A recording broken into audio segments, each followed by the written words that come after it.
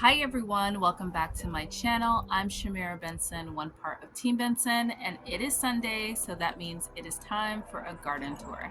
And I must say that I have missed you all. Okay guys, so I took a much needed week-long break and now I am back, and I feel like I took a much week-long break from my garden too. So there's lots that needs to be cleaned up, but there is a lot that is new coming up in the garden. Some losses, but a lot of new things. So I'm excited for our summer garden. Okay guys, so my summer garden this year was my most struggled garden, and that is because I planted everything late.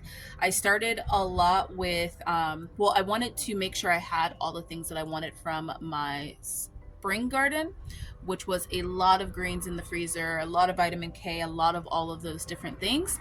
And that put my summer garden way behind, which I lost a lot of things due to that.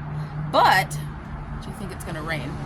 Lots of little raindrops. That would be nice. But now we are in monsoon season, so we have part of the summer garden and the monsoon garden that I am starting. So you guys will see some little babies coming up, and then you'll see some things that are established, and then you'll see some things that are just rough.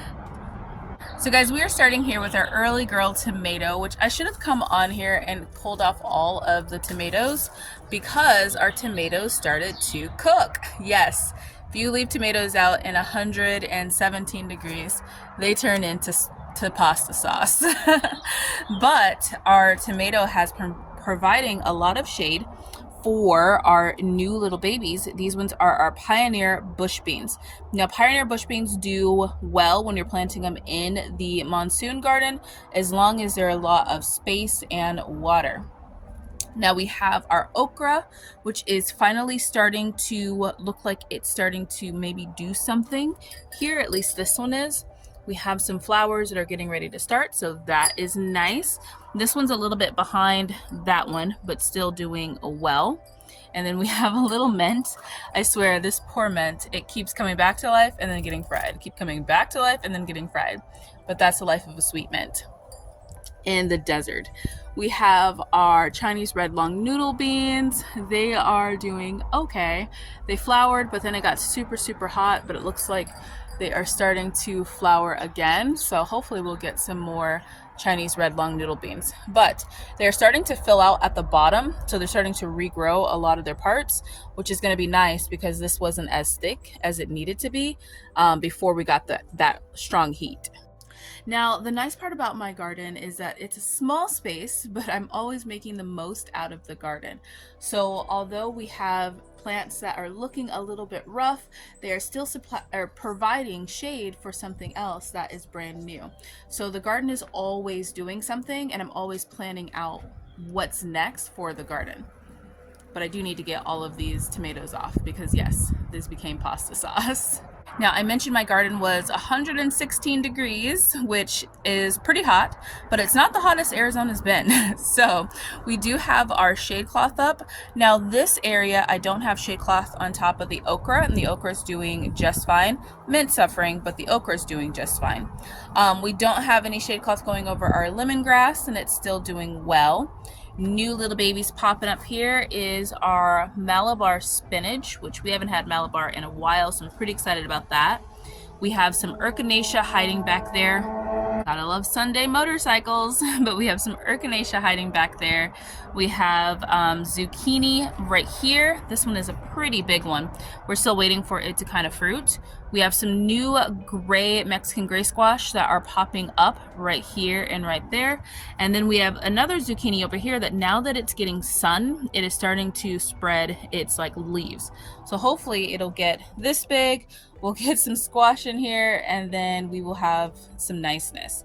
Now what's going really well is my Armenian cucumber, guys. Look at her. She does not care about the 116 degrees. She actually would prefer it be even hotter. But she's already flowering. She's already starting to set little fruits, as you can see over there. We got a lot of hummingbirds, but still not enough bees.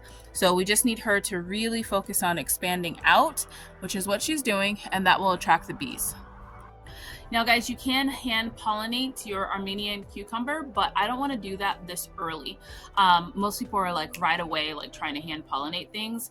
I'm not only growing this for all of the fruit that I'm gonna get, which will be a lot, but I'm also growing this for mulch. So I need it to get its full 20 feet, like not get stunted, not worry about like trying to grow more fruit, but I need it to get its full 20 feet, grow all the leaves that it can, and also be able to protect itself when we hit late August, which will be even hotter than what it is now. Now, the nice part is that although it's like 116, 115, I think we're actually going down because the rains are getting ready to come again. So we're about like 106. But the mornings and the nights have been really, really nice. Like right now, it's about 6 a.m., maybe almost 7, and it is quite cool. It's probably about like maybe 80 degrees, I want to say. So it's quite nice.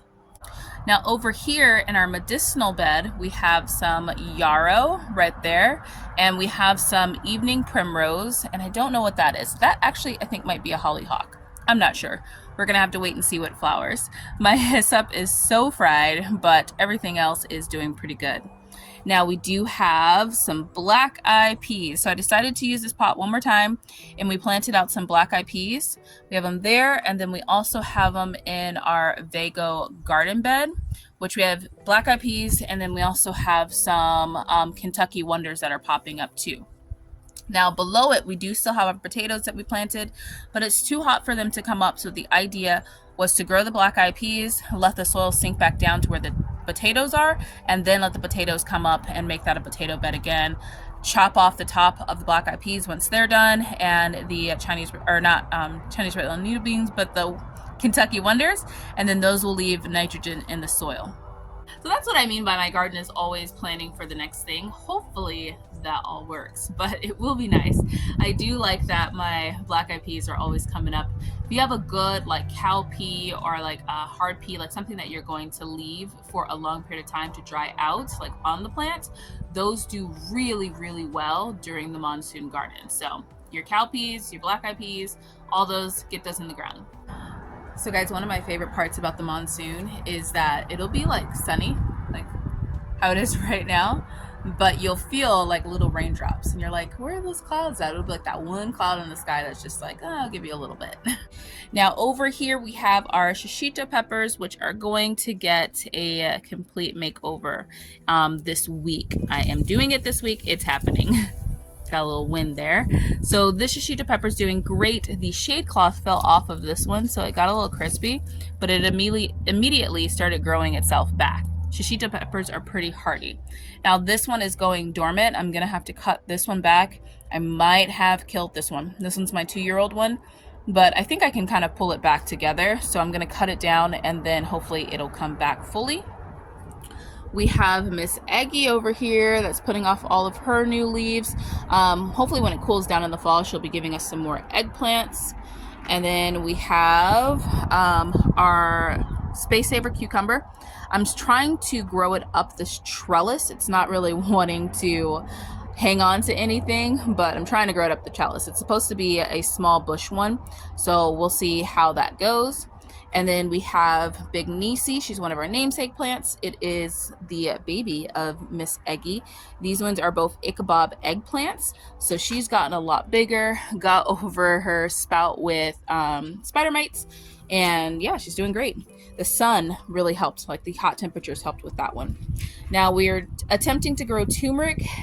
I am putting shade cloth over the turmeric, and it is like, this is not a tropical place, but it's trying. It's also putting out new like little leaves, so not all is lost.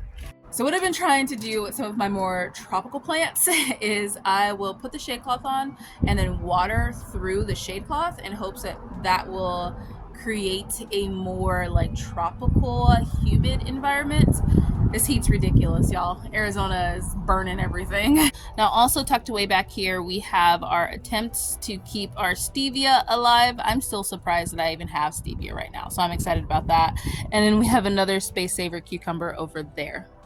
Now guys, since we haven't been like insanely hot all throughout like the day, like the nights have been cooled down, our trees have not burnt to a crisp, which is really, really nice. Let me show you guys those up close. Now normally there's way more burnage on my mulberry tree, but since those nights have cooled down, we have gotten a lot of just new growth on here and it's holding up pretty well. And our curry tree has really spread out some new growth, guys. This thing is doing really, really well. It is loving the cooler temperatures in the evening. And yeah, I'm just really excited about that. Now guys, my trees are pretty important to me because I have started these in my small space because they are going to be moved out when we get land and we start to live out there. So I wanted to make sure that I had trees that were well established and already fruiting by the time I was able to put them out on the land. So having these survive are a really big, important step in us being able to be more self-sufficient in the future. Now on this side of the garden, it is where things got a little bit roasty toasty. And starting with our corn, we planted our corn too late, so yes, it got roasted. But we were starting like a Three Sisters situation, and we have our temporary beans in here which are doing quite well. But we need to leave the corn because the corn provides something for them to climb up. And then it also provides them a little bit of shade. But as you can see, it's already getting pretty tall and they're starting to flower too. So, but man, so sad because we had lots of little corn cobs coming on here before the sun just came in and roasted everything. Moral of that story, don't plant your corn too late. But you know what? We have all of our bags of greens and that makes me happy. Now on this side, we have our amaranth, which is doing well. We did a big harvest on our amaranth, and then also we took any leaves that were burnt and we just use those as mulch. But the nice thing about amaranth is that it grows back so quickly. So you don't need that many of them, although they will pop up everywhere once you have them in your garden. As you can see, we have some random ones down there, but you don't need a bunch of them to keep you in like a summer green because they just grow a lot of leaves quickly. And then our hot pepper alley is doing terrible, guys. We lost these two, but our cayenne pepper is holding on back there. But what's doing well is Diane. Diane is a serrano pepper. Did you guys know that out of all your hot peppers, your serrano pepper can survive and thrive and grow taller in this hot heat? And this is why we love serranos, because yeah, they provide us with some great seasonings and flavor for our food. Serrano peppers aren't one that we just eat like a side. Like my sweet marconis, we'll stuff it with cheese or we'll just saute them and with like mushrooms and eat those. But serrano peppers make the flavor of everything better. Like I cannot have tacos without having roasted serrano peppers blended into my taco meat, or like just soups and stews, having that serrano pepper in there.